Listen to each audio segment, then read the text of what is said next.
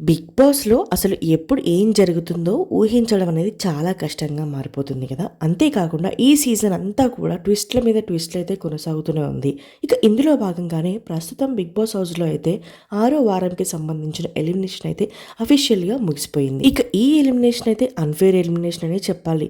ఇక ఓటింగ్ ప్రకారం చూసుకుంటే డెమాన్ పవన్, అలాగే రీతు, అలాగే దివ్య, రాము వీళ్ళ నలుగురికి కూడా ఓటింగ్ అనేది చాలా తక్కువ ఉంది. కానీ అనుకోకుండా టాప్ 5లో ఉండాలనుకుంటున్న కంటెస్టెంట్ భరణిని ఎలిమినేషన్ చేసి బిగ్ బాస్ హౌస్ నుంచి బయటికి పంపించేశారు.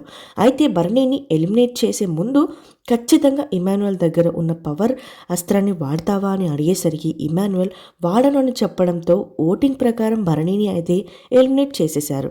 ఏది ఏమైనప్పటికీ భరణికి ఓటింగ్ అంత తక్కువ ఉండదు.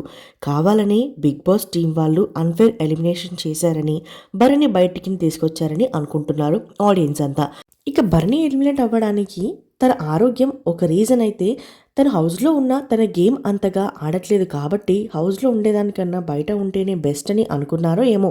మొత్తానికి బిగ్ బాస్ హౌస్ వాళ్ళైతే అందరితో పోల్చుకుంటే భరణికి తక్కువ కంటెంట్ ఇస్తున్నాడని మొత్తానికి భరణినైతే అన్‌ఫేర్ ఎలిమినేషన్‌లో భాగంగా ఎలిమినేట్ చేసి బయటికి తీసుకొచ్చారు. అయితే ఎలిమినేట్ అయిన తర్వాత తనూజ చాలా అంటే చాలా ఏడ్చింది. ఈ ఎలిమినేషన్ ప్రాసెస్ రాము రాథోడ్ అలాగే భరణి మధ్య జరిగింది.